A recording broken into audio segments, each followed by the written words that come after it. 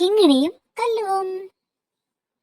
ഒരു ദിവസം വൈകിട്ട് കിങ്ങിണി വീടിന്റെ ഉമ്മറത്ത് പൂന്തോട്ടത്തിലെ പൂക്കളും നോക്കി ഇരിക്കുകയായിരുന്നു.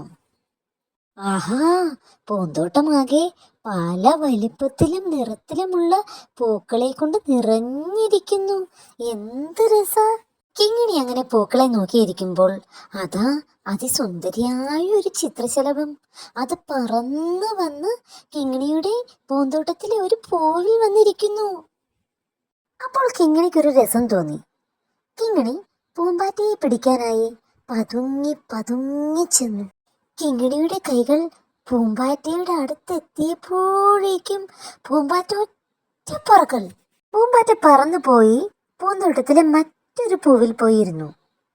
കിങ്ങിണി വിടാൻ ഉദ്ദേശമില്ല.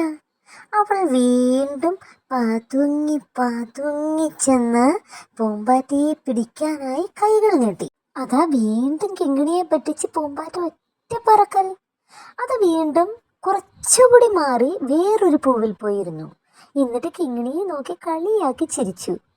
ആഹാ, എന്നാ ഇന്ന് നിന്നെ പിടിച്ചിട്ട് തന്നെ കാര്യം. കിങ്ങിണി വീണ്ടും പൂമ്പാറ്റയുടെ പുറകെ പോയി. പൂമ്പാറ്റയെ പിടിക്കാറാവുമ്പോഴത്തേക്കും ദേ പൂമ്പാറ്റ പറന്നു. പൂമ്പാറ്റ പറന്ന് കിങ്ങിണിയെ കളിയാക്കി ചിരിക്കും. കിങ്ങിണിക്ക് സഹിക്കാൻ പറ്റിയില്ല.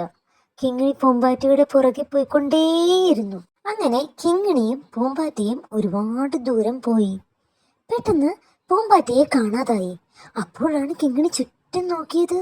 അതാ നേരം സന്ധ്യയാവുന്നു, ഇരുട്ടിത്തുടങ്ങുന്നു. കിങ്ങിണി തിരിഞ്ഞു നോക്കിയപ്പോൾ വീട്ടിലേക്കുള്ള വഴിയെല്ലാം അവൾ മറന്നു. അവൾക്കൊന്നും മനസ്സിലാവുന്നില്ല. നേരം ഇരുട്ടിയാൻ തുടങ്ങിയല്ലോ. എനിക്കാണെങ്കിൽ വീട്ടിലേക്ക് പോകാനുള്ള വഴിയും അറിയില്ല. പാവം കിങ്ങിണി അവിടെ ഇരുന്ന് കരയാൻ തുടങ്ങി. കിങ്ങിണിയുടെ കരച്ചിൽ കേട്ട് ഒരാൾ ഓടിയെത്തി. ആരാണെന്നറിയാമോ? കല്ലുവണ്ണൻ. കല്ലുവണ്ണൻ കിങ്ങിണിയോട് ചോദിച്ചു, എന്താ കിങ്ങിണി കരയുന്നത്? അപ്പോൾ കിങ്ങിണി പറഞ്ഞു, എനിക്ക് തിരിച്ച് വീട്ടിലേക്ക് പോകാനുള്ള വഴി അറിയത്തില്ല. കല്ലുവണ്ണൻ കിങ്ങിണിയെ സമാധാനിപ്പിച്ചു.